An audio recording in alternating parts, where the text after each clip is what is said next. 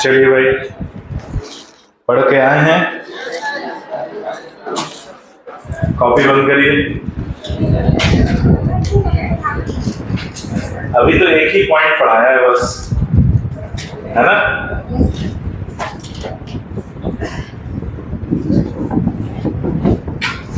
पढ़ के आए? चलो खड़े जाओ। साइक्लोस्टोन्स के दो उदाहरण बताए थे, कौन कौन से? साइक्लोस्टोन्स के दो उदाहरण थे, लैम्प्रे और मिक्सिन। चलो, माइक्सिन मिक्सिन जो बोल सकते हो एकदम से बैठो। हाँ हाँ, जरा सारे फाइलम के नाम बताओ, नॉन कॉर्डेटा के सारे फाइलम। नॉन कॉर्डेटा के सारे फाइलम के नाम बताओ।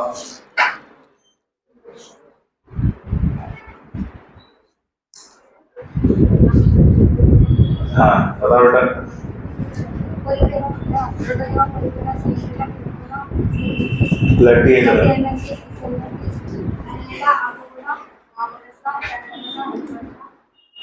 हेमिकॉर्डेटा, इनके उदाहरण भी बताओ नीचे से ऊपर।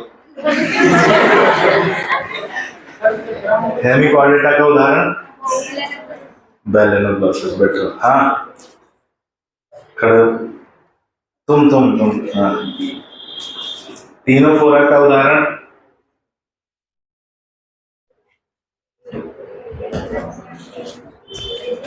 टीनोफोरा का उदाहरण। ठीक है, पीछे पढ़े लिखे लोग,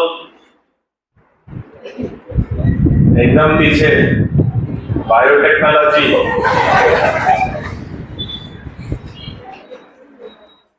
जैव तकनीकी, यही बोलेंगे ना, जैव तकनीकी, बायोटेक्नोलॉजी जो। हाँ बेटा बताओ जरा, टीनोफोरा का उदाहरण। हाँ बता रहे, बताओ पूछ लो। चलो, तो एक हो गया पहला क्रमिक विकास का, जो हमने बोला नोटोकॉर्ड के आधार पर। किसके आधार पर? नोटोकॉर्ड के आधार पर वर्गीकरण में हमने देखा दो समूह पाए जाते हैं, नॉन कॉर्डेट और कॉर्डेट। नॉन कॉर्डेट में protozoa, porifera, coelenterata, ctenophora, platyhelminthes, aschelminthes, annelida, arthropoda, echinodermata, mollusca. Hemichordata मिलता है, और इनके एग्जाम्पल भी मिलते हैं जो हमने लिखा। फिर दूसरा समूह कॉर्डेटा मिलता है। कॉर्डेटा में दो समूह मिलते हैं, एक क्रेनिएटा और क्रेनिएटा। एक क्रेनिएटा जिनमें खोपड़ी नहीं होती, बिना खोपड़ी वाले। क्रेनिएटा वो जिनमें खोपड़ी या करोटी पाई जाती है, या खोपड़ी वाले। जो एक क्रेनिएटा है उन्हें दो समूह में बांटा गया। कौन कौन से दो समूह? यूरोकॉर्डेटा और सेफेलोकॉर्डेटा। यूरोकॉर्डेटा का उदाहरण एसिडिया, सेफेलोकॉर्डेटा का उदाहरण ब्रैंकियोस्टोमा या एम्फिऑक्सस या लैंसलेट कहा जाता है उसे, है ना? याद आया? चलो, फिर क्रेनिएटा जिनमें करोटी पाई जाती है वो दो तरह के होते हैं, बिना जबड़े वाले और जबड़े वाले। बिना जबड़े वाले को कहते हैं एगनैथा। एगनैथा का एक ही जीवित समूह आज पाया जाता है, साइक्लोस्टोम्स। उसमें उदाहरण मिलता है लैम्प्रे और मिक्सिन। साइक्लोस्टोम्स को जबड़ा विहीन मछलियां कहते हैं। क्या बोलते हैं? जबड़ा विहीन मछलियां। दूसरा समूह मिलता है जिसमें होते हैं, क्या पाए जाते हैं दूसरे समूह में? दूसरे समूह में जबड़ा होता है, ग्नाथोस्टोमेटा। ये दो तरह के होते हैं, तैरने वाले और चार भुजाओं वाले। तैरने वाले होते हैं पीसीज, जिसमें आती हैं मछलियां दो तरह की, अस्थिल और उपास्थिल। चार भुजाओं वालों को कहते हैं टेट्रापोडा। टेट्रा मतलब चार, पोडा मतलब पैर। चार पैर वाले यानी चार भुजाओं वाले, दो हाथ और दो। और इसमें मिलते हैं उभयचर, जिसका उदाहरण है मेंढक। सरीसृप, जिसमें उदाहरण है छिपकली। फिर एवीज जिसमें उदाहरण है पक्षी, और मैमल जिसमें उदाहरण है गधे। याद आया? हाँ। चलो अब इसके बाद दूसरे लक्षण पे आते हैं। दूसरे लक्षण को समझना। दूसरे लक्षण को हम बोलते हैं सिमेट्री, सममिति। क्या बोलते हैं? सममिति या सिमेट्री। सममिति या सिमेट्री क्या होती है भाई? एक ऐसी काल्पनिक रेखा या एक ऐसा काल्पनिक अक्ष जो किसी भी सतह को दो बराबर हिस्सों में बांट दे और दोनों बराबर हिस्से एक दूसरे को पूर्णतः ढक लें, उसे कहते हैं सममिति या सिमेट्री। जैसे मान लो, अगर मैं बोलूं ये जो बोर्ड है, ये वाला बात, इतना, इसकी बात नहीं कर रहा हूं मैं, केवल इसकी बात कर रहा हूं। अगर मैं आपसे पूछूं कि इसमें, इस बोर्ड में कितनी सममिति की रेखाएं हैं, तो क्या बताओगे? 4। कौन ने बोला 4? 4, और तुमने सुन लिया है ना? कौन कौन सी हैं? कितनी हैं? बराबर हिस्सों में बांटे, तो कितने बराबर हिस्सों में बांट सकते? इस वाले बोर्ड की बात कर रहे हैं केवल।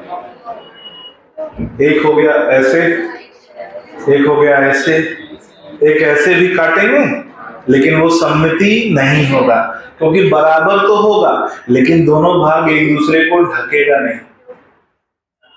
दोनों भाग एक दूसरे को ढकेगा नहीं। जैसे एक उदाहरण, ये मान लो बोर्ड है, ये बोर्ड है, ऐसे बीच से काट दिया, ये इसको ढक लिया कि नहीं, तो ये सममिति है। फिर अगर हम यहां से फोल्ड कर दें तो भी ढक लेगा, सममिति है। लेकिन अगर हम डायगोनल फोल्ड करें ऐसे, इस किनारे से इस किनारे तक, तो बराबर तो बांटेगा, लेकिन क्या ये सममिति है? क्या बराबर दोनों ढक रहे हैं एक दूसरे को? फाड़ के ढक दोगे?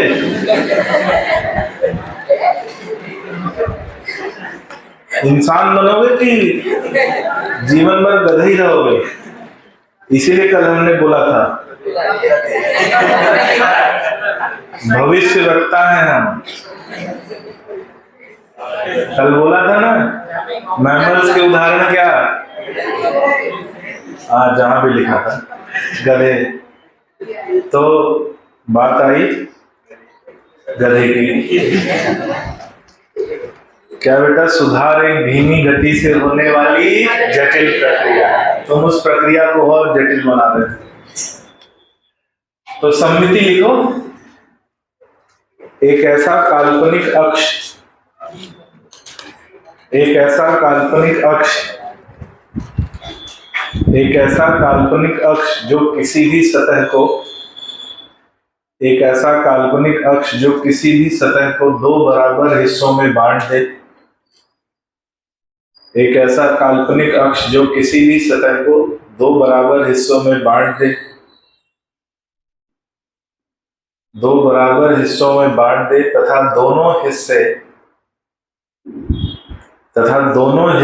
एक दूसरे को, तथा दोनों हिस्से एक दूसरे को पूर्णतः ढक लें, तथा दोनों हिस्से एक दूसरे को पूर्णतः ढक लें, तो उसे, दोनों हिस्से एक दूसरे को पूर्णतः ढक लें तो उसे सममिति कहते हैं। तो उसे सममिति कहते हैं। तो उसे सममिति कहते हैं। जैसे अब मैं आपके सामने कुछ चित्र बनाऊंगा और आपको उसमें बताना है कि इसमें कितनी सममिति की रेखाएं पाई जाती हैं। ठीक है?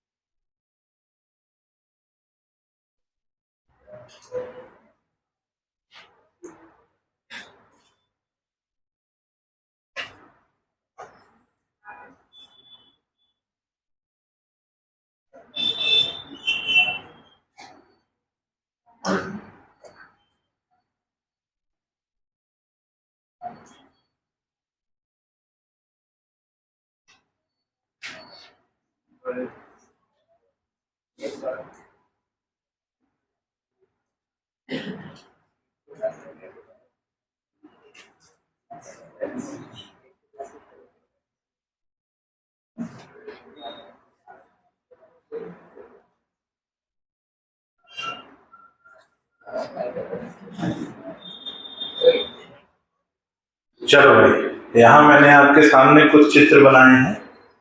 अब इन चित्रों को देखकर आप मुझे बताएंगे कि इनमें कितनी सममिति की रेखाएं पाई जाती हैं। चलो पहला वाले में बताओ भाई। 4। कितनी? कौन कौन है 4 वाले? हाथ ऊपर दो। अभी हाथ काटेंगे तुम्हारा, है ना? कितनी होंगी इसमें? 2। कौन कौन सी होंगी? एक ऊपर से नीचे, एक दाएं से बाएं, तो कितनी हो गई? 2। इसमें बताओ 3। कौन कौन सी? ऊपर से नीचे, दाएं से बाएं, और ऐसे ऐसे नहीं जाएगा। अरे ऐसे कैसे होगा? तुम्हारी शक्ल को दाएं से बाएं काटो, बाएं से दाएं काटो, बराबर होगा। कितना हो गया? 4। चलो भाई, इसमें बताओ। इसमें हाँ, पढ़े लिखे लोग, कितनी सममिति की रेखाएं इसमें? गुनगुन नहीं मालूम?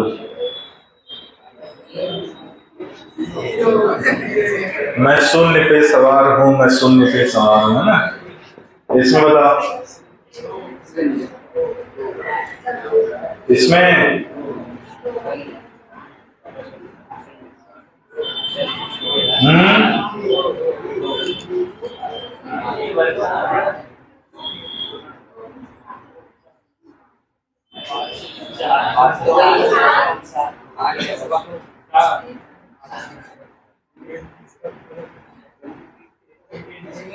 कितना हो गया? 2। एक ऐसे काट दो और एक ऐसे काट दो, 2 हो गए। और क्या सीधे काटोगे? इधर बताओ, इसको बताओ। कहां से? ऐसे ऐसे। एक, इसको बताओ। हाँ? एक यहां से। कितने? तीनों बराबर है, इधर से भी आएगा, इधर से भी आएगा। कितने हो गए?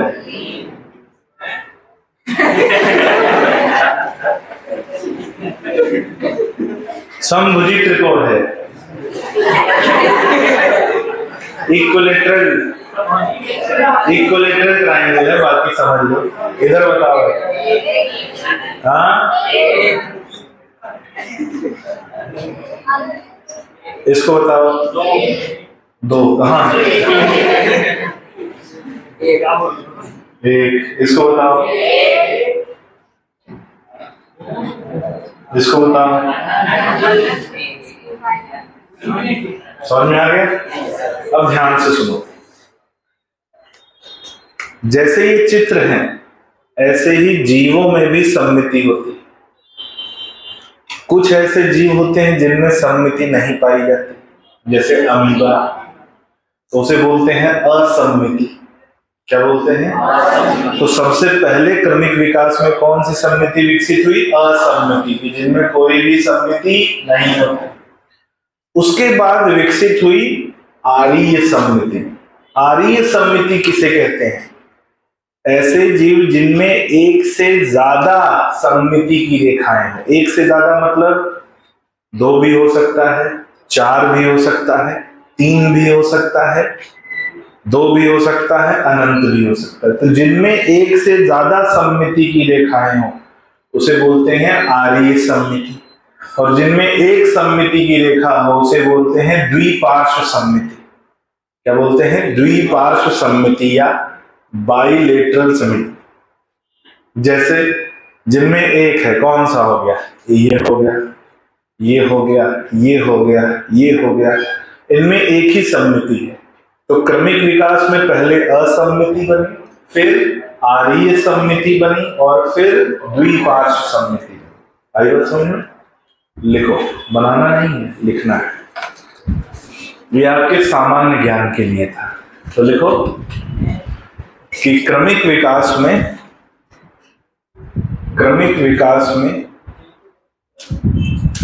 सममिति के आधार पर भी वर्गीकरण पाया जाता है। क्रमिक विकास में सममिति के आधार पर भी वर्गीकरण पाया जाता है। सममिति के आधार पर भी वर्गीकरण पाया जाता है, जो निम्न प्रकार से है। सबसे पहले असम्मिति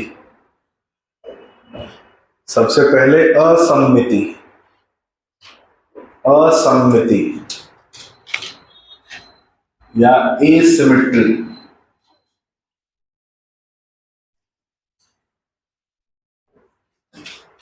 देखो, इन जीवों का शरीर असमान आकार का होता है। इन जीवों का शरीर असमान आकार का होता है। इन जीवों का शरीर असमान आकार का होता है। इन जीवों का शरीर असमान आकार का होता है तथा इनमें किसी भी प्रकार की सममिति नहीं पाई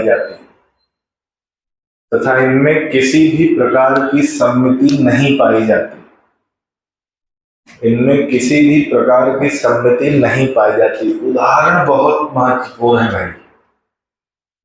उदाहरण तुमको याद रखना है, क्योंकि इसके उदाहरण वो नहीं है, मतलब वो तो है जो तुम सोच रहे हो, उसके अलावा और भी है। जैसे एक उदाहरण आपने याद होगा आपको, अमीबा है ना, लेकिन अमीबा के अलावा भी उदाहरण है। तो लिखो उदाहरण महत्वपूर्ण। उदाहरण पे 10 स्टार लगा लेना, 10 स्टार। उदाहरण, एक अमीबा। दूसरा उदाहरण क्या है? अधिकांश पॉलीफेरा। दूसरा उदाहरण है अधिकांश पॉलीफेरा। ठीक है, अधिकांश पॉलीफेरा। और क्या उदाहरण मिलेगा भाई?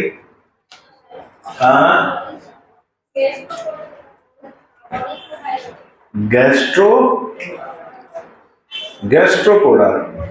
हाँ, तीसरा आता है गैस्ट्रोपोडा। गैस्ट्रोपोडा एक छोटा समूह है, वर्ग है, जो आता है मोलस्का में। तो गैस्ट्रोपोडा वर्ग कहाँ पाया जाता है? मोलस्का। इसमें आते हैं घोंघे। कौन आता है? घोंघे। ऐसे शंख देखा है? तो इनके में क्या होता है? जब इनके शरीर का विकास होता है तो इनके शरीर में ऐंठन विकसित होती है, जिसको बोलते हैं टॉर्जन, ट्विस्टिंग, घुमाव, ऐंठन, और उसकी वजह से उनकी सममिति खत्म हो जाती है। तो इस संरचना को क्या किसी सममिति में बांट सकते हो? नहीं। तो ये घोंघे आते हैं किसमें? गैस्ट्रोपोडा में। तो गैस्ट्रोपोडा वर्ग किसमें आता है? मोलस्का में। उदाहरण लिख लो, घोंघे, स्नेल। और एक और उदाहरण है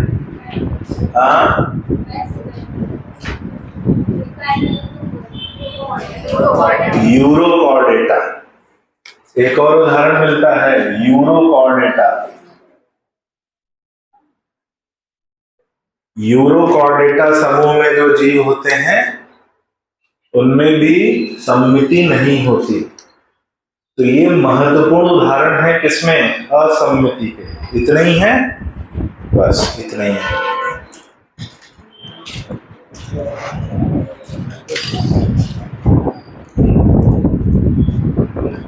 अब पहली हो गई असम्मिति, उसके बाद आर्य सम्मिति।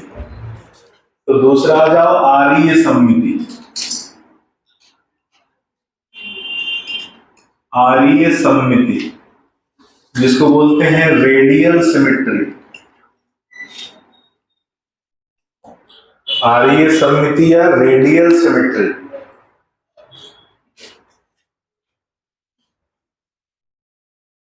रेडियल सिमेट्री की बात खास है, इसमें एक से अधिक, तो क्रमिक विकास में पहले असम्मिति हुई, फिर बनी आर्य सम्मिति। इसमें एक से अधिक सम्मिति पाई जाती है। तो लिख लो, इसमें एक से अधिक सम्मिति के अक्ष पाए जाते हैं। इसमें एक से अधिक सम्मिति के अक्ष पाए जाते हैं। इसमें एक से अधिक सम्मिति के अक्ष पाए जाते हैं। एक से अधिक सम्मिति के अक्ष पाए जाते हैं। ठीक है। अब उदाहरण भी इसके महत्वपूर्ण है। उदाहरण लिख लो, कुछ पॉरीफेरा,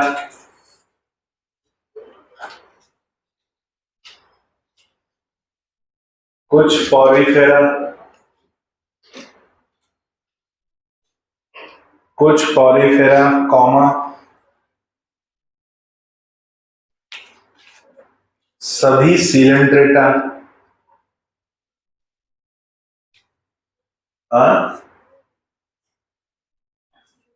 सभी सिलेंट्रेटा, ठीक है, कॉमा सभी टीनोफोरा, सभी टीनोफोरा, कॉमा इकाइनोडर्मेटा, इकाइनोडर्मेटा, हाँ इकाइनोडर्मेटा में वयस्क, इकाइनोडर्मेटा में वयस्क, ये एक महत्वपूर्ण बात है। इकाइनोडर्मेटा में वयस्क। बस ये उदाहरण है किसके? आर्य सम्मिति के या रेडियल सिमेट्री के। तीसरा आता है द्विपार्श्व सम्मिति। द्विपार्श्व सम्मिति जिसको बोलते हैं बाइलेटरल सिमेट्री।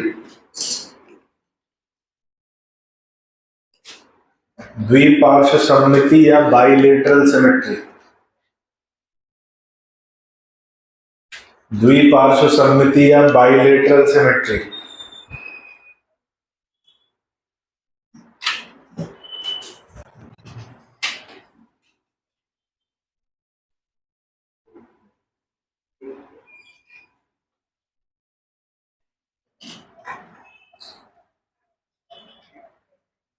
इनमें एक सम्मिति का अक्ष पाया जाता है। इनमें एक सम्मिति का अक्ष पाया जाता है। एक सम्मिति का अक्ष पाया जाता है। उदाहरण,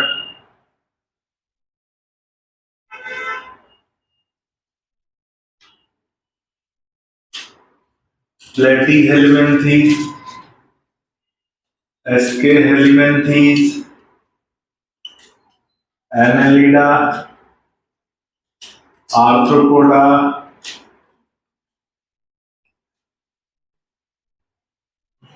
अधिकांश मोलस्का,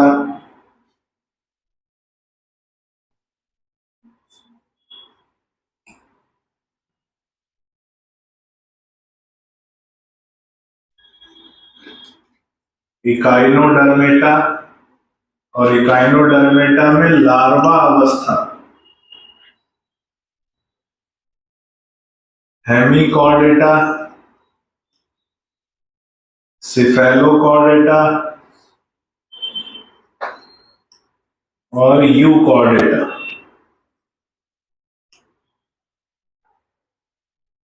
ये उदाहरण मिलते हैं किसमें?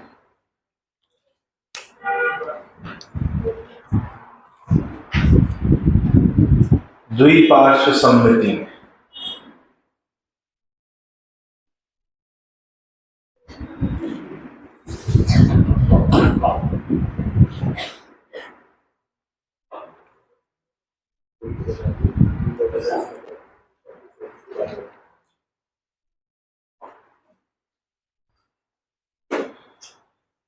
तो सममिति से कहीं क्वेश्चन नहीं आएगा, एग्जाम्पल से आएगा। ठीक है, अब एक बात सुनो ध्यान से, लिख लिया? अब इसको समझो। एक ऐसा जीव है जिसमें आरीय सममिति है और एक ऐसा जीव है जिसमें द्विपार्श्व सममिति। जिनमें आरीय सममिति होती है उनके संवेदी अंग हर दिशा में होते हैं। जैसे मान लो हम मनुष्य हैं और हमें आरीय सममिति होती, दो आंख आगे होती, दो आंख इधर होती, दो आंख इधर होती, दो आंख पीछे होती, दो हाथ आगे की तरफ, दो दाएं की तरफ, दो बाएं की तरफ, दो पीछे की तरफ होते। तो आरीय सममिति वाले जीवों में संवेदनशीलता अधिक पाई जाती है क्योंकि वो हर दिशा में उनके संवेदी अंग उपस्थित होते हैं। द्विपार्श्व सममिति में ऐसा नहीं है। हमारी आंखें आगे हैं, संवेदी अंग किधर है? एक दिशा में। कान किधर है? इधर। पीछे आंख नहीं है। तो ये इन दोनों में फर्क होता है संवेदना का। तो ये पॉइंट बना के लिखो कि आरीय सममिति, पॉइंट बना के लिखना, आरीय सममिति वाले जीवों में, आरीय सममिति वाले जीवों में संवेदी अंग, आरीय सममिति वाले जीवों में संवेदी अंग हर दिशा में उपस्थित होते हैं, हर दिशा में उपस्थित होते हैं, जिससे उनकी प्रतिक्रिया, हर दिशा में उपस्थित होते हैं जिससे उनकी प्रतिक्रिया, जिससे उनकी प्रतिक्रिया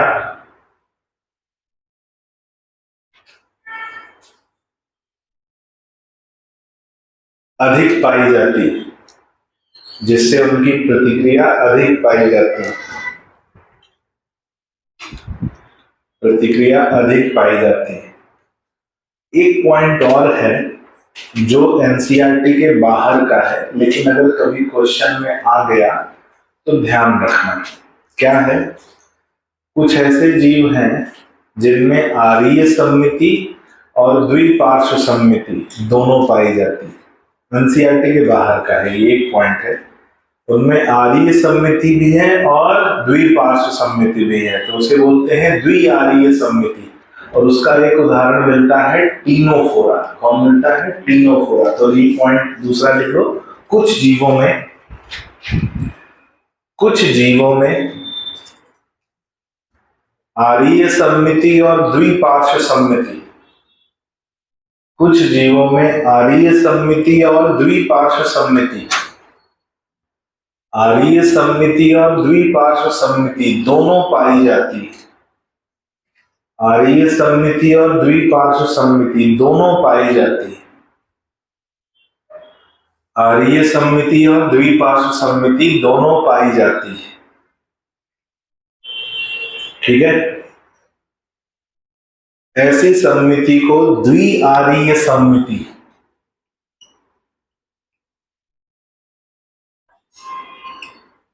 ऐसी सममिति को द्विआरीय सममिति कहते हैं।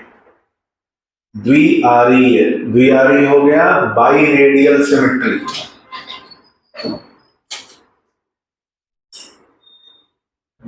द्विआरीय सममिति बाई रेडियल सिमेट्री। उदाहरण टीनोफोरा, उदाहरण टीनोफोरा। ठीक है,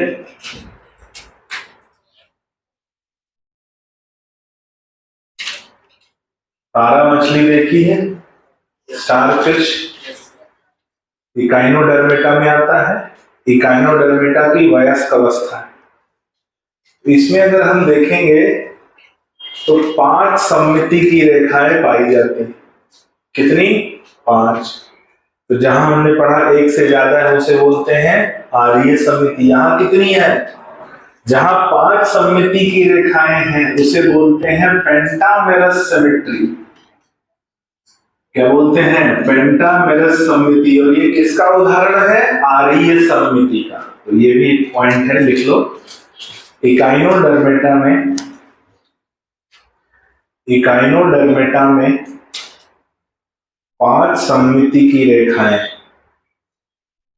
इकाइनोडर्मिटा में 5 सममिति की रेखाएं।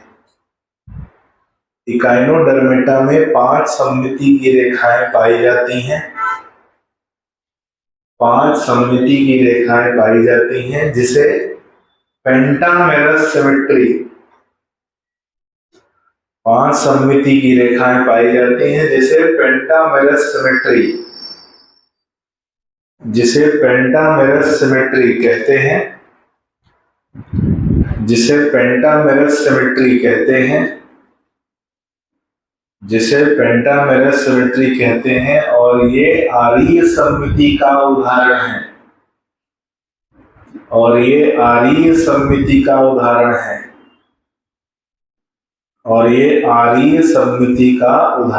यानी रेडियल सिमेट्री का उदाहरण है।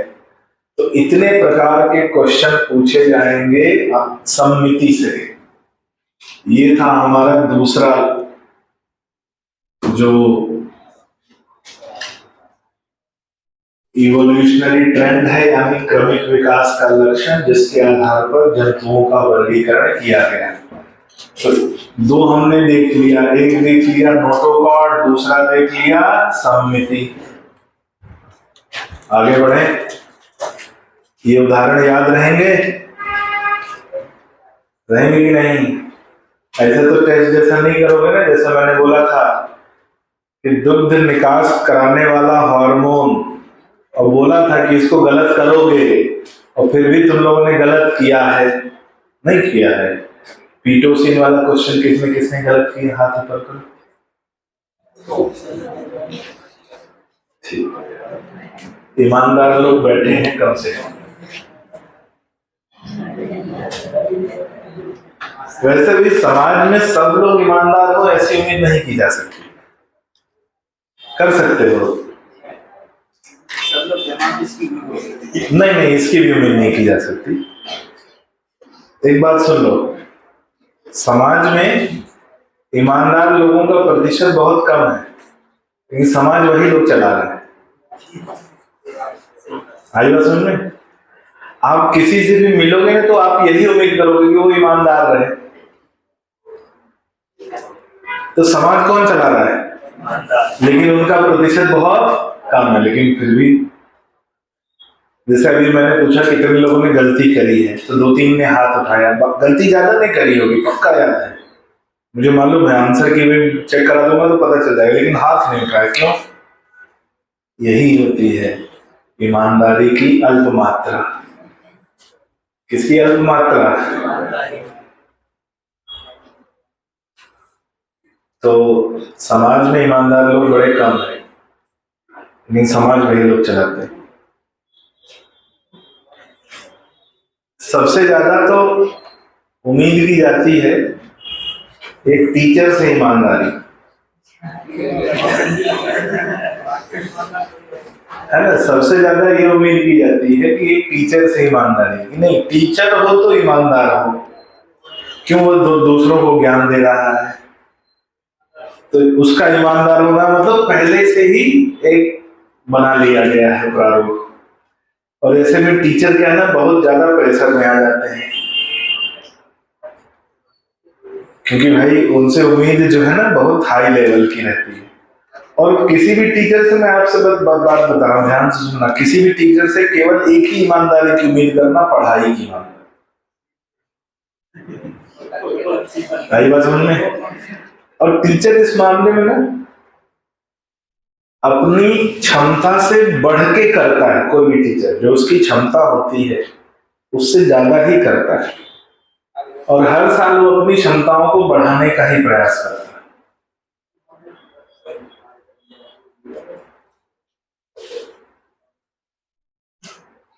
मेरा एक प्रिय वाक्य है, ध्यान से सुना। तुम्हारी पढ़ाई में कमी हो सकती है जो तुम्हारा सिलेक्शन रोक सकता है, लेकिन तुमको जिस टीचर ने पढ़ाया है उसके पढ़ाने में कमी नहीं है। वो अपनी क्षमता से ऊपर जाके करेगा, ज्यादा करेगा। और जिस दिन तुम अपनी टीचर जितनी मेहनत करने लग गए, उस दिन समझ लो तुम मेडिकल कॉलेज में पहुंच जाओगे, नहीं तो क्लास में सोते हुए नजर आओगे।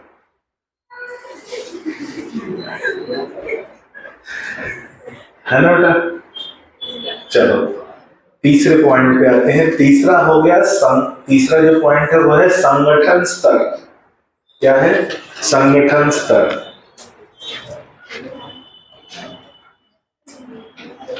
संगठन स्तर जिसको बोलते हैं लेवल ऑफ ऑर्गेनाइजेशन। संगठन स्तर या लेवल ऑफ ऑर्गेनाइजेशन।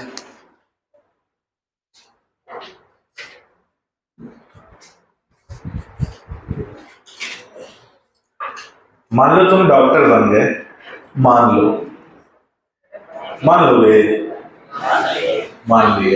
तुम डॉक्टर बन गए। अब मेरी व्यथा को समझना, एक टीचर की व्यथा क्या होती है समझना। तुम डॉक्टर बन गए, तुम्हारा अस्पताल है, तुम्हारा मेडिकल हॉल है, तुम्हारे पास कोई मरीज आया तो क्या उसको सारी दवाइयां दे दोगे?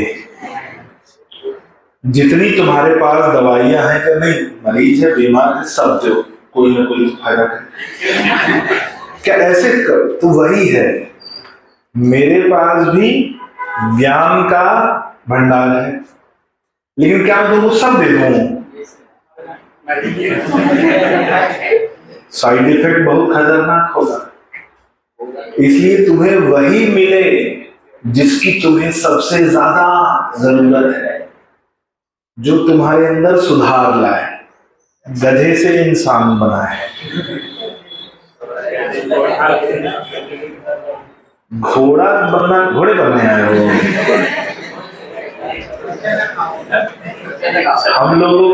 हम लोग की व्यथा समझो।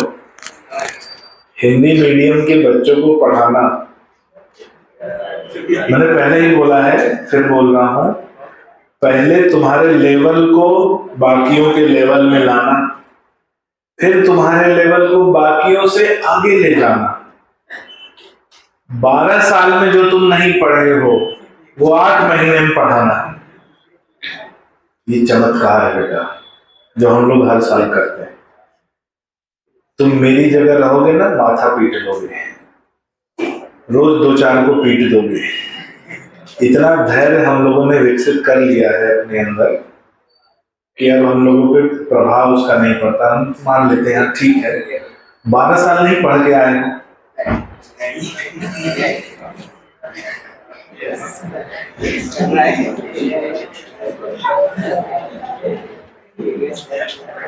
कुछ तो ऐसे होंगे, मुझे पक्का मालूम है, 11वीं 12वीं में एनसीईआरटी में कितने चैप्टर हैं उनके नाम तक नहीं मालूम हुए। चैप्टर के नाम तक नहीं मालूम है। और सुनो ध्यान से, उनकी उम्मीद क्या है कि सर हमको 8 महीने में सब कुछ पढ़ा के ऐसा निचोड़ के दिमाग में डाल दें और डॉक्टर बना दें।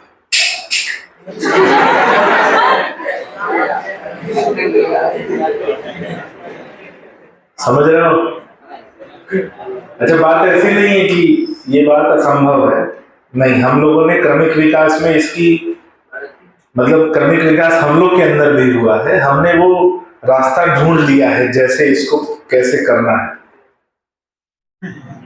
ये असंभव कार्य है, लेकिन उसको संभव किया गया है।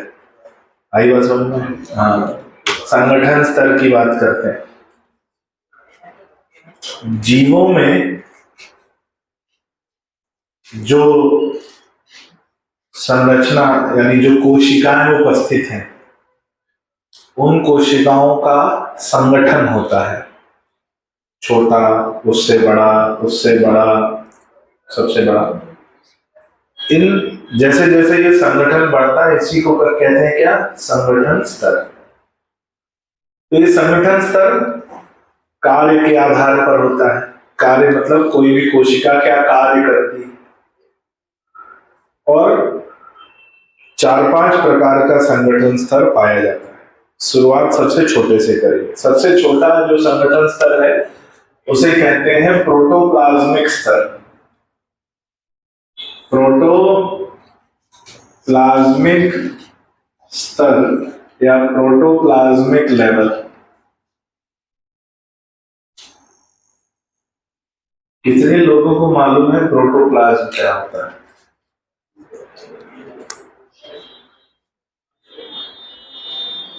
कितने लोगों को मालूम है प्रोटोप्लाज्म? बताओ। प्रोटोप्लाज्म मालूम नहीं? प्रोटोप्लाज्मिक स्तर पढ़ने आया तुम लोग हैं।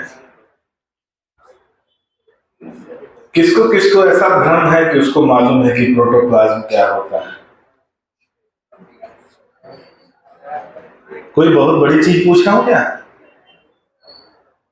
कभी संतरा देखा है? संतरे का छिलका निकाल दो, वैसे ही कोशिका में से कोशिका झिल्ली निकाल दो, तो कोशिका में से कोशिका झिल्ली को हटाने के बाद जो संरचना बचती है उसे क्या कहते हैं? प्रोटोप्लाज्म। आइए बात समझ में।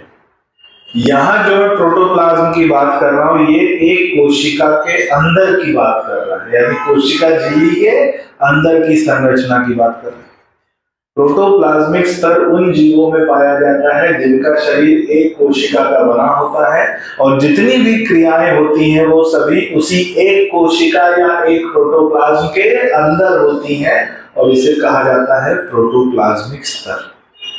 जैसे एक कोश की जीव अमीबा की बात कर लो, अमीबा में कौन सा स्तर है? प्रोटोप्लाज्मिक स्तर, क्योंकि समस्त क्रियाएं उसकी एक कोशिका के अंदर ही संपन्न होती। तो देखो, इन जीवों का शरीर एक कोशिका से बना होता है। इन जीवों का शरीर एक कोशिका से बना होता है। इन जीवों का शरीर एक कोशिका से बना होता है, तथा सभी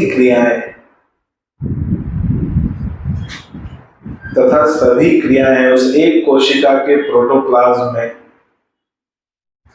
सभी क्रियाएं उस एक कोशिका के प्रोटोप्लाज्म में, एक कोशिका के प्रोटोप्लाज्म में संपन्न होती हैं। एक कोशिका के प्रोटोप्लाज्म में संपन्न होती हैं। सभी क्रियाएं उस एक कोशिका के प्रोटोप्लाज्म में संपन्न होती हैं। उदाहरण प्रोटोजोआ। जैसे कल हमने बोला था ना, एक कमरे का घर, याद आ रहा है? एक कमरा है, उसी में एक टेबल पे स्टोव लगा लिया तो किचन हो गया, एक टेबल पे किताबें रख ली स्टडी रूम हो गया, एक तखत लगी है बेडरूम हो गया, कोई दोस्त आया नीचे गद्दा बिछा लिए गेस्ट रूम हो गया, रात को साइकिल वहीं अंदर पार्क हो गई गराज हो गया। एक कमरे का घर, यानी एक ही चैम्बर है, एक ही कंपार्टमेंट है, और सभी क्रियाएं उसी एक कंपार्टमेंट में होती। इसे बोलते हैं क्या? प्रोटोप्लाज्मिक स्तर का संगठन। अब जैसे जैसे आप जीवन में मेहनत करोगे आपका संगठन स्तर बढ़ता जाएगा। अभी आप एक कमरे में किराए पे रह रहे हो, धीरे धीरे कॉलेज में जाओगे, कॉलेज में मेडिकल कॉलेज में पहुंचे, नया हॉस्टल मिला, मान लो वहां एक फ्लैट मिलेगा तुमको, आपका संगठन स्तर बढ़ेगा। एक फ्लैट है, हाँ मिलता बेटा, 1 BHK 2 BHK 3 BHK, नए हॉस्टल ऐसे ही बनाए जाते हैं। अब वो वाला कॉन्सेप्ट नहीं है कि रूम बनाएंगे, अब वो फ्लैट बनाते हैं, उसको जैसी सुविधा हो वैसा इस्तेमाल करते हैं। मन किया तो स्टूडेंट को दे दिया, मन किया तो फैकल्टी को दे दिया, तो वैसा ही बनता है ना। तो अब वो प्रारूप आ गया है। फिर तुम डॉक्टर बनोगे, अपना बंगला बनाओ। शुरुआत कहाँ से हुई थी? उस एक कमरे के कंपार्टमेंट से धीरे धीरे तुम्हारा बंगला बनेगा, अस्पताल बनेगा, बड़ा अस्पताल बनेगा। इसकी भैंस की आंख मजे ही मजे।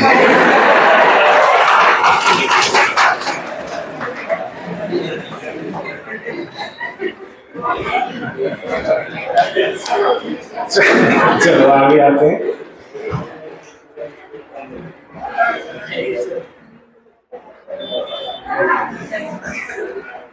ऐसा बनना है, ध्यान से सुनो, ऐसा बनना है कि गिनना न पड़े, बोरे में भर के तौल के जाए। ध्यान से समझ में आई बात? हाँ। क्या टैक्स कैश पे नहीं लगता, टैक्स लगता। अरे अस्पताल कोई डॉक्टर टैक्स देता है? कैश लेता है, कहता फीस कैश, दवाई कैश।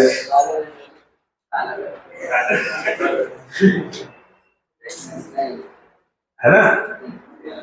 सफलता मतलब एक वो है कि मेहनत इतनी शांति से करो कि सफलता छापे पड़वाती। शोर नहीं मचाए, छापे पड़वाए। आई बात समझ में? शोर मचाने का जमाना आजकल छापे बहुत पड़ रहे हैं। दो ही लोगों को तो छापे पड़ते हैं, एक अस्पताल वालों पे, एक कोचिंग वालों पे। आजकल तुम लोग सुन रहे होगे, बड़ा न्यूज में चल रहा है, दिल्ली में एक दुर्घटना हो गई। अब मैं उसके बारे में नहीं बोल रहा वहां क्या हुआ क्या नहीं हुआ, लेकिन जो एक सबके मन में एक धारणा बनी होती है ना, सबसे पहले कोई भी हो, कोचिंग वाले, कोचिंग, उनको लगता है कोचिंग वाले डाकू हैं, दिन दहाड़े लूटते हैं। मतलब देखो क्या रहा है, जबकि कोचिंग पे एक बहुत बड़ा लोड होता है बेटा, इंफ्रास्ट्रक्चर का लोड, जो लोग यहाँ पे काम कर रहे हैं उनका लोड, जो लोग इससे जुड़े हुए हैं उनका लोड। कम से कम एक इंस्टीट्यूट से, जैसे हम लोग अपना एक इंस्टीट्यूट है, इससे 50 लोगों का परिवार चलता है। 50 लोगों का घर नहीं, 50 लोगों का परिवार चलता है। 50 लोग, मान ले एक परिवार में 6 लोग हैं तो 300 लोगों का जीवन यापन चलता है। ऐसा नहीं कि जो आप लोग फीस या कोई भी, सबसे पहले तो 18% जो आप लोग फीस देते हो तो सीधे टैक्स चला जाता है। 18% जो आप लोग देते हो उसमें से सरकार ले लेती है। ऐसे ना, पहले हमको दो, बाद में तुम लेना। उसके बाद जो स्टाफ है, जो प्रिंटिंग का काम करते हैं, जो इलेक्ट्रीशियन है, एसी है, सफाई, सब 50 लोग हैं। 50 लोगों का परिवार चलता है। ऐसा नहीं कि आशीष सर आते हैं और गठरी बांध के लेके चले जाते हैं, ये ऐसा कुछ नहीं होता। लेकिन लोगों के मन में धारणा क्या बनी है, कोचिंग वाले दिन दहाड़े लूटते हैं। आप मध्य प्रदेश की सबसे महंगी जगह पर बैठे हो। आप, मैं हल्की बात नहीं कह रहा हूं, आप मध्य प्रदेश की सबसे महंगी जगह पर बैठे हो। और सबसे महंगी जगह का मतलब आप लोग समझ रहे होंगे। अगर हम केवल इसके किराए की बात करें ना, तो हर साल हम कम से कम 20 एकड़ खेत खरीद लें, हर साल। ज्यादा हो गया। तुम्हारे घर में, तुम्हारे गांव में 6 लाख हो, तो हम तुम्हारे गांव में क्यों खरीद रहे हैं? हम वहां खरीदेंगे जहां हम 20 एकड़ ले लें। तो आप मध्य प्रदेश की सबसे महंगी जगह पर बैठे हो। और सबसे बता दूं, हर चीज महंगा बेटा।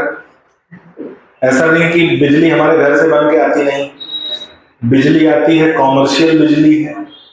इस पे घर वाला मीटर नहीं चलता है, कॉमर्शियल मीटर चलता है। हवा, पानी, हर चीज का पैसा देना पड़ता है, हमको भी, आपको भी। और हम मध्य प्रदेश की सबसे महंगी जगह पर बैठे हैं। और लोग क्या आरोप लगाते हैं, दिन दहाड़े लोग। अभी कल 2-3 कोचिंग इधर सील हो गई। अब वो नगर निगम वाले आए थे, वो बेसमेंट जिनके बेसमेंट में पानी वानी भरा था उनको सील कर गए। हर जगह हुआ, न्यूज में आप लोगों ने देखा होगा, नहीं देखा न्यूज में। अब बात ये है, कोचिंग के लिए सरकार कुछ नहीं करती। सबसे बड़ी आपकी पढ़ाई, ये क्या है कोचिंग। सबसे बड़ी बात, हम लोग कॉमर्शियल टैक्स दायरे में आते हैं। स्कूल पे उतना टैक्स नहीं लगता, स्कूल पे टैक्स नहीं लगता, कॉलेज पे टैक्स नहीं लगता। हम लोग स्कूल कॉलेज की श्रेणी में नहीं आते हैं, हम लोग कॉमर्शियल टैक्स के दायरे में आते हैं। 18% सीधा टैक्स जाता है। और उसके बाद भी जब हम लोग कुछ सोचते हैं कि नहीं कुछ बच्चों के लिए कुछ अच्छा किया जाए, तो उसमें हमारे सामने बहुत सारी चुनौतियां रहती हैं। ऐसा नहीं कि हमारा नाम के पीछे आशीष अंबानी लिखा है, हमारा भी विवाह 4 महीने तक चला, ऐसा कुछ नहीं है ना। तो हमारे सरनेम में अंबानी नहीं लिखा हुआ है ना। हम तो चीजों को मैनेज करना, हम बस यही कर पाते हैं। हमें सरकार से कोई सहयोग नहीं मिलता, कोई सहयोग नहीं, बल्कि हमारा दायित्व तो हम तो ये भाई इस राज्य को, इस देश को डॉक्टर दे रहे हैं, अच्छे डॉक्टर दे रहे हैं, लेकिन हमें उनकी तरफ से कोई सहयोग नहीं मिलता। बाकी सबको मिलता है। आपको स्कूल खोलना हो, कॉलेज खोलना हो, तमाम योजनाएं हैं, तमाम ये है। कोचिंग के लिए कुछ नहीं। और सबसे पहले टैक्स, सबसे पहले स्कूल में कभी आपको टैक्स नहीं देना पड़ा होगा। फीस जो है फीस है, यहां सीधे 18% टैक्स जाता है। हाईएस्ट टैक्स की श्रेणी में आते हैं लोग। अब जिस देश में पढ़ाई पर सबसे अधिक टैक्स लगे, पढ़ाई पर, एजुकेशन पर सबसे अधिक टैक्स लग रहा है, वो टैक्स कौन दे रहा है? हम दे रहे हैं? नहीं, आप दे रहे हो, हम थोड़ी दे रहे हैं। सरकार ने बोला है आपसे लेने के लिए, आप दे रहे हो, हम ले रहे हैं, हमसे सरकार ले रही है। स्कूल में आपने कभी टैक्स नहीं दिया, लेकिन ये जो बहुत सारी हमारी भी व्यथाएं, क्या बोला जाए, कितना समझाएं। चलो भाई आगे बढ़ते हैं। तो दूसरा आता है, दूसरा जो संगठन स्तर है उसे बोलते हैं कोशिका स्तर का संगठन। ध्यान से सुनना, क्या बोलते हैं? कोशिका स्तर का संगठन, सेलुलर लेवल ऑफ ऑर्गेनाइजेशन।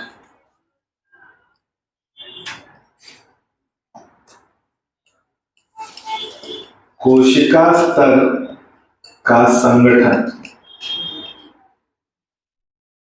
कोशिका स्तर का संगठन, सेलुलर लेवल ऑफ ऑर्गेनाइजेशन। अब इसमें क्या होता है? दो बातें।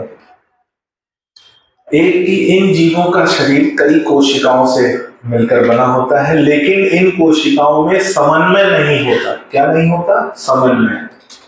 तो ये कई कोशिकाएं एक साथ एक शरीर का निर्माण करते हैं, लेकिन वो मिलजुल कर काम नहीं करती। तो ऐसे संगठन स्तर को कहते हैं कोशिका स्तर का संगठन, या इसे सेल एग्रीगेट लेवल भी कहा जाता है।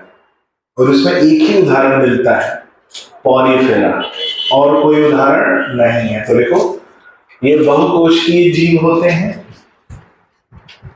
ये बहुकोशिकीय जीव होते हैं, ये बहुकोशिकीय जीव होते हैं, बहुकोशिकीय जीव होते हैं, तथा इनमें कोशिकाओं के बीच समन्वय नहीं पाया जाता।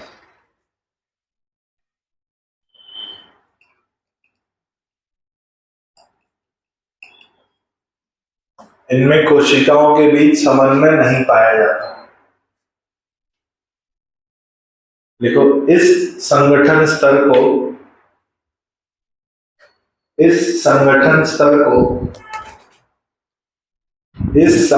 स्तर को सेल एग्रीगेट लेवल भी कहते हैं।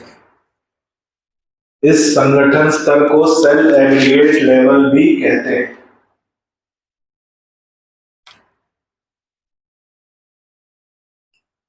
उदाहरण पॉरीफेरा। इस संगठन स्तर को सेल एग्रीगेट लेवल भी कहते हैं। सेल एग्रीगेट लेवल भी कहते हैं। उदाहरण पॉरीफेरा।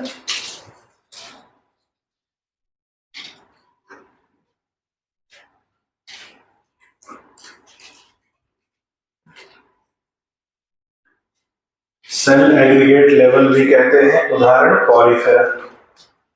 तीसरा आ जाओ, ऊतक स्तर का संगठन।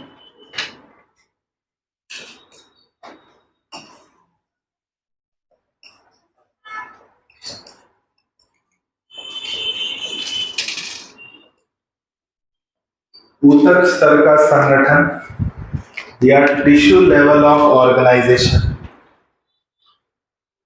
ऊतक स्तर का संगठन या टिश्यू लेवल ऑफ ऑर्गेनाइजेशन। ऊतक स्तर का संगठन या टिश्यू लेवल ऑफ ऑर्गेनाइजेशन।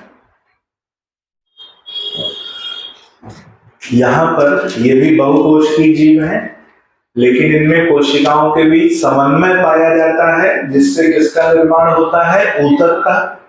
और इसका उदाहरण मिलता है दो। कौन कौन? सिलेंट्रेटा और टीनोफोरा। दो ही फाइलम इसके उदाहरण मिलते हैं। तो देखो, ये बहुकोशिकीय जीव है, ये बहुकोशिकीय जीव है, ये बहुकोशिकीय जीव है जिनमें कोशिकाओं के बीच समन्वय पाया जाता है, जिनमें कोशिकाओं के बीच समन्वय पाया जाता है, कोशिकाओं के बीच समन्वय पाया जाता है और ऊतक का निर्माण होता है।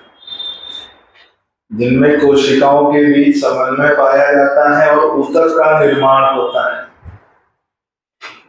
ऊतक का निर्माण होता है।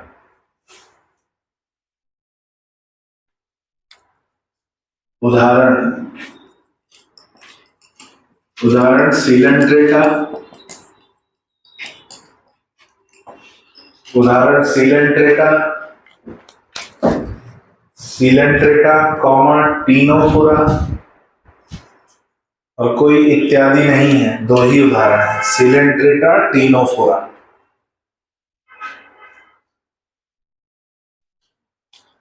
अब आते हैं चौथे पे, अंग स्तर का संगठन।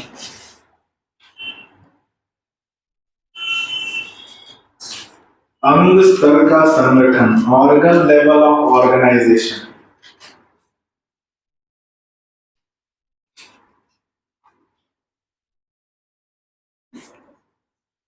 अंग स्तर का संगठन, ऑर्गन लेवल ऑफ ऑर्गेनाइजेशन। यहां पर ऊतक मिलकर क्या बनाते हैं? अंग। और अलग अलग अंग अलग अलग विशेष कार्य करते हैं। और इसमें भी एक ही उदाहरण मिलता है, प्लेटीहेल्मिन्थेस। देखो, इन जीवों में ऊतक मिलकर अंग का निर्माण करते हैं। इन जीवों में ऊतक मिलकर अंग का निर्माण करते हैं।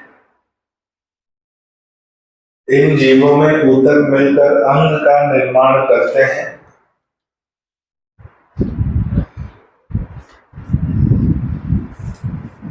और अलग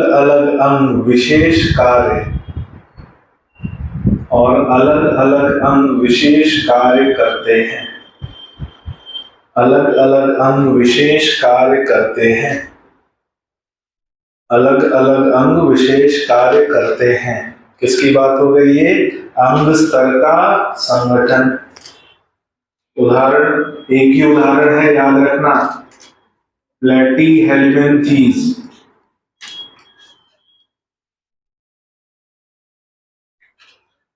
प्लेटीहेल्मिन्थेस, ठीक है। फिर आते हैं पांचवे पे, अंग तंत्र स्तर का संगठन।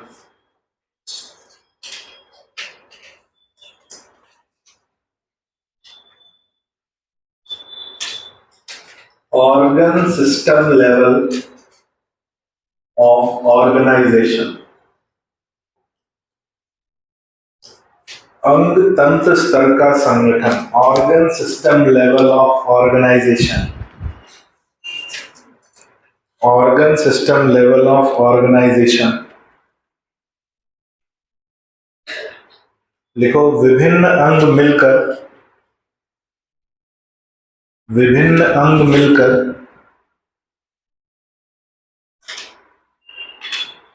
विभिन्न अंग मिलकर तंत्र का निर्माण करते हैं, विभिन्न अंग मिलकर तंत्र का निर्माण करते हैं, विभिन्न अंग मिलकर तंत्र का निर्माण करते हैं जो अलग अलग कार्य के लिए, जो अलग अलग कार्य के लिए पाए जाते हैं।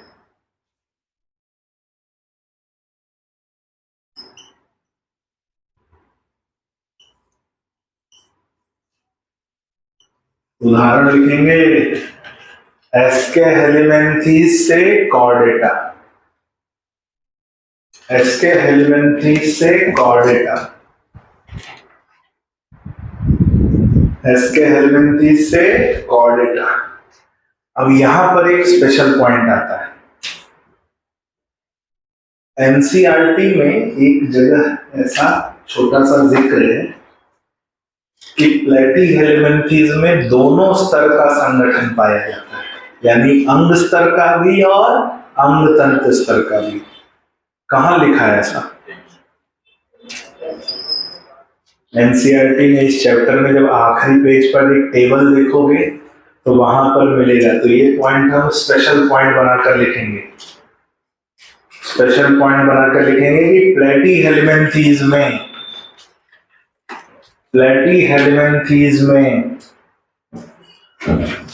अंग स्तर और, प्लेटी हेलिमेंथीज में अंग स्तर और, प्लेटी हेलिमेंथीज में अंग स्तर और अंग तंत्र स्तर, प्लेटी हेलिमेंथीज में अंग स्तर और अंग तंत्र स्तर, अंग स्तर और अंग तंत्र स्तर दोनों पाए जाते हैं। यानी कुछ ऐसे हैं जिनमें अंग स्तर, कुछ ऐसे हैं जिनमें अंग तंत्र स्तर उपस्थित होते हैं। कहां लिखा है ये? एनसीईआरटी के आखिरी पेज में टेबल देखोगे वहां मिल जाएगा। ये एक बात हो गई संगठन स्तर को लेकर। चलो आगे बढ़ते हैं। 3 पॉइंट हो गए, चौथे पे आते हैं।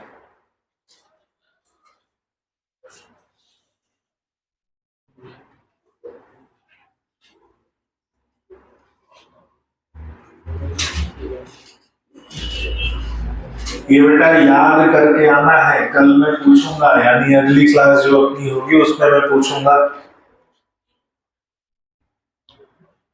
चौथे पॉइंट पे आते हैं, ठीक है। चौथा पॉइंट कहता है कि जब किसी भी जीव का जब भ्रूण विकास होता है, भ्रूण अवस्था होती है, जन्म से पहले की अवस्था, तो उसमें कुछ जनन परतें बनती हैं। जिन जनन परतों से अंगों का निर्माण होता है। 3 प्रकार की जनन परतें होती हैं, एक्टोडर्म, एंडोडर्म और मीजोडर्म। कौन कौन सी? बाह्य चर्म, अंतः चर्म और मध्य चर्म। इनको हम बोलते हैं एक्टोडर्म, एंडोडर्म और मीजोडर्म। कुछ ऐसे जीव हैं जो सबसे पहले विकसित हुए, उनमें 2 जनन परतें पाई जाती थी, एक्टोडर्म और एंडोडर्म। ऐसे जीवों को द्विस्तरीय या डिप्लोब्लास्टिक कहा जाता है। एक परत वाला कोई नहीं था, शुरुआत ही कितनी परत से हुई? 2। तो जिनमें 2 परतें पाई जाती हैं, एक्टोडर्म और एंडोडर्म, उन्हें बोलते हैं द्विस्तरीय या डिप्लोब्लास्टिक। क्रमिक विकास आगे बढ़ा, 2 के बाद एक और परत विकसित हुई, 3 परतों वालों को कहते हैं त्रिस्तरीय या ट्रिप्लोब्लास्टिक, और दोनों के अलग अलग उदाहरण हैं। तो लिखो भ्रूण विकास के समय, अच्छा पॉइंट ऐसा लिख लो, जनन परतों के आधार पर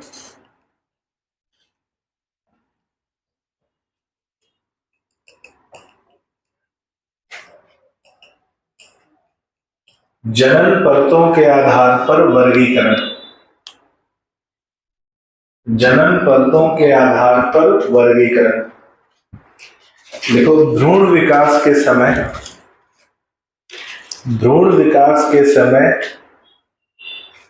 जाइगोट के विभाजन से, भ्रूण विकास के समय जाइगोट के विभाजन से कोशिकाओं की परतें बनती हैं। जाइगोट के विभाजन से कोशिकाओं की परतें बनती हैं, जिन्हें जनन परत,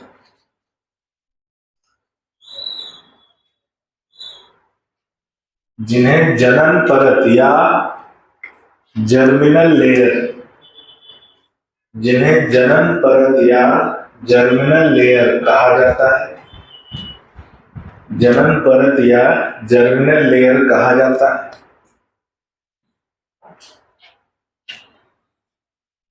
इसके आधार पर जंतु दो प्रकार के होते हैं।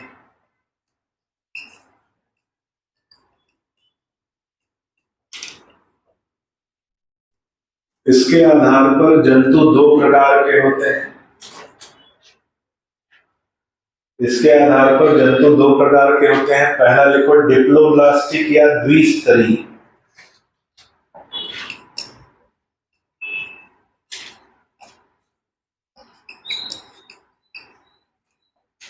डिप्लोब्लास्टिक या द्विस्तरीय, डिप्लोब्लास्टिक या द्विस्तरीय लिखो। इनमें दो जनन परतें, इनमें दो जनन परतें, एक्टोडर्म और एंडोडर्म। इनमें दो जनन परतें, एक्टोडर्म और एंडोडर्म। इनमें दो जनन परतें, एक्टोडर्म और एंडोडर्म पाई जाती हैं। इनमें दो जनन परतें, एक्टोडर्म और एंडोडर्म पाई जाती हैं। एक्टोडर्म और एंडोडर्म पाई जाती हैं। कितनी जनन परतें हो गई भाई? दो। उदाहरण देखो,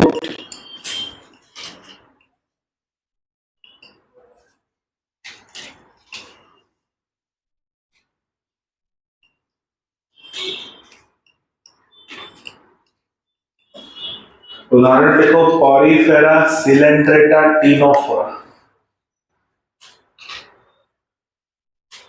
पॉरीफेरा सिलेंट्रेटा टीनोफोरा। ये तीन फाइलम हैं, ये तीन समूह हैं जो द्विस्तरीय हो गए। ठीक है, अगला आ जाओ त्रिस्तरीय, ट्रिप्लोब्लास्टिक। ट्रिप्लोब्लास्टिक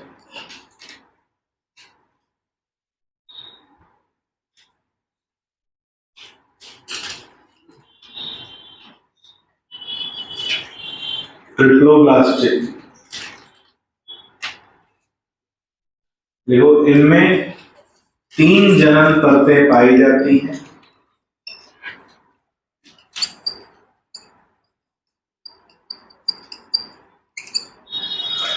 इनमें तीन जनन परतें पाई जाती हैं। इनमें तीन जनन परतें पाई जाती हैं। कौन सी तीन जनन परतें भाई? Ectoderm, mesoderm, endoderm.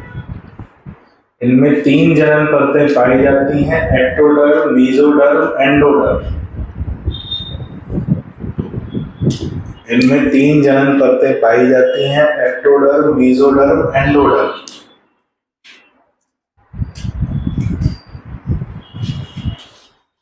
उदाहरण,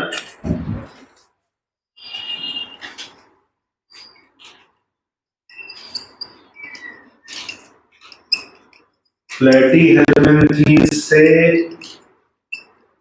कॉर्डेटा, प्लेटीहेल्मिन्थीस से कॉर्डेटा। तो क्रमिक विकास में पहले दो परतें बनी होंगी या तीन? दो बनी होंगी। तो पहले बने होंगे कौन? द्विस्तरीय, और फिर बने त्रिस्तरीय।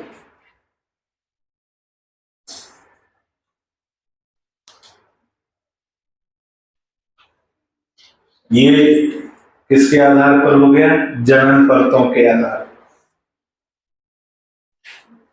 कितने पॉइंट हो गए आज? 4 कंप्लीट हो गया।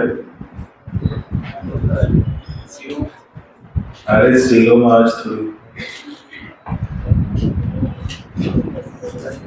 हाँ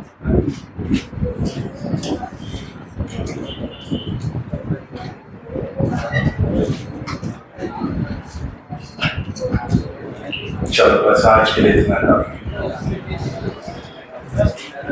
क्योंकि आज जो शुरू करेंगे वो फिर खत्म नहीं हो पाएगा।